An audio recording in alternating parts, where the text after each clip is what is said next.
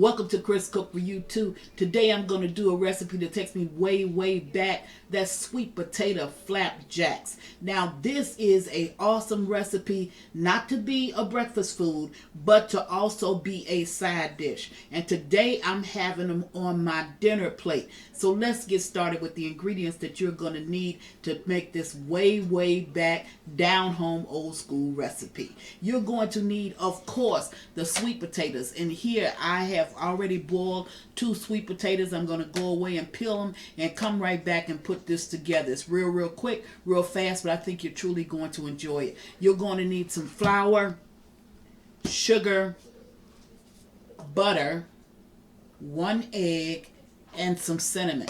That's all you're going to need to make this excellent dish. So I'll go peel my sweet potatoes and I'll be right back. Now we're back, and this is real fast and easy to make. The only thing that you need is 1 tablespoon of butter, and because my potatoes are hot, I just went ahead and put in the 1 tablespoon of butter. Now you can roughly do this with a fork, which is exactly what I'm doing it with. You don't need to blender, because when you do it with a blender, you're going to pull strings from the potatoes, and you really don't need to go through that.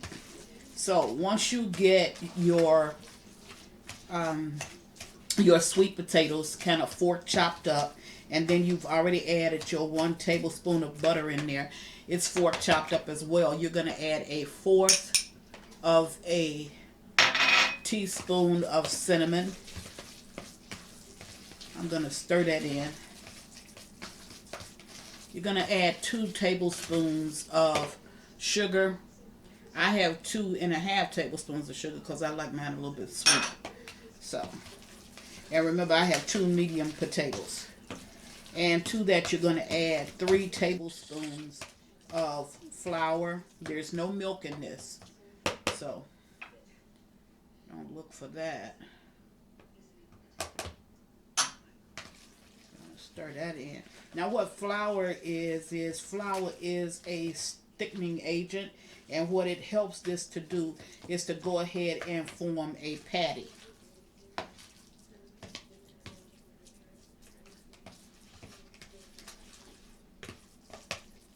Now once you've added that and you have stirred that well, then you're going to go ahead and add 1 beaten egg. Now what your beaten egg does is it firms it up, holds it together, and helps it to fry up as a patty and not fall loose on you. So you're going to go ahead and add that to your mixture as well. Now once you blend that up, the next thing you're going to do is fry it up. All you do is, I'm using olive oil with a little bit of butter in my skillet. And that's all I'm going to do. Now, you want this to be just a little bit thicker, so what I'm going to do is I'm going to add 1 more tablespoon of flour. But don't add that flour at the same time that you add the other. Wait and see if it's thick enough for you. While this is thick and it'll fry up, I think I want it to be just a little bit thicker. So I'm going to go ahead and add 1 tablespoon more of flour to this, and then I'll meet you at the stove. Be right back. Okay, now these take roughly about 3 minutes on each side, so I'm going to go ahead and put them down into my skillet, and I'm going to let them fry up on one side, and then I'm going to flip them and let them fry up on the other side. Now in my skillet, in order to fry these, I have a little bit of butter along with a little bit of olive oil. And that's all. The bigger you want to make them, a little bit bigger if you want. But this goes down on your plate as a side dish, okay? So I'm going to let these cook for about 3 minutes on this side. When I get ready to flip them, I'll bring you back and I'll show you exactly what it looks like. Okay, now it's been about 3 minutes, so I'm going to start to flip these over. And if you will notice with them, you don't want to press them down too much because you want whoever's going to eat them to get a good bite. One thing that I did want to remind you is that you don't want to put too much sugar in here, because too much sugar will caramelize. So, and that's not what you're really looking to do. So all you want to do is to be able to fry them up in a way that they can be eaten. And it's not a meal, or it's not a dish that's intended to be like sweet potato pie. What it is just a hint of you got a hint of a taste because you have the cinnamon in it. You have a hint of a taste of a sweet potato pie, but you don't have the sweetener in it for that. So actually what you're getting is a full sweet potato taste, which is what you want. This goes good with black eyed peas. I mean, I just had black eyed peas for the New Year's, so we didn't have a taste for black eyed peas again.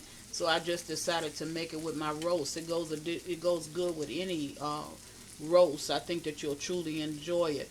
But this is a good side dish, and you would put it on your plate along with whatever other side dish it is that you are going to serve. And what I'm actually saying is it's not intended to be a dessert.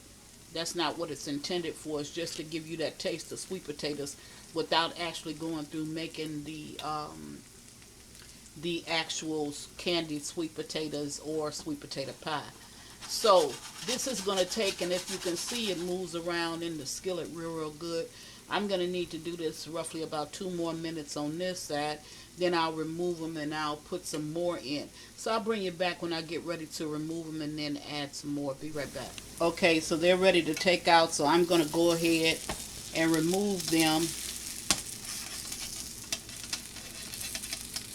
from my skillet. I was going to try to remove it 2 at a time, but I better just go ahead and stick with removing it by 1. And you see I have my dish sitting over there. And these are not big. They are about the old-fashioned 50-cent pieces. They're a little bit bigger than that, or a little bit bigger than a top that's on a jar, one of your regular jars. Now I'm going to add some more butter down in my skillet, and I'm going to add just a little bit more of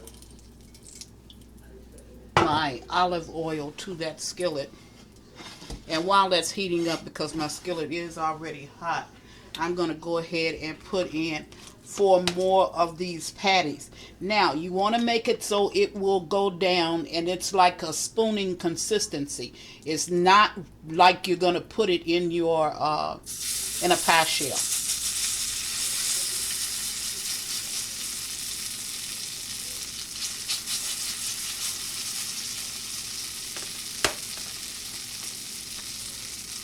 And my skillet is only holding 4, so I'm putting my in it. But if you look at it, it's not running.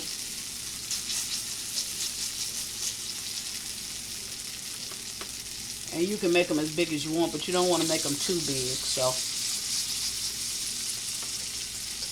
this is what you end up with. And this is going to go well with, I'm making a beef roast. So this is going to go well with that beef roast. And it takes, again, 3 minutes on each side, so don't fry it up too fast. Give yourself enough time. You don't want to burn your butter, because if you burn your butter and your olive oil, then you're going to get that burnt taste, and you don't want to get that. So I'll fry these up, and I'll be right back. Okay, so I'm going to take out my next batch.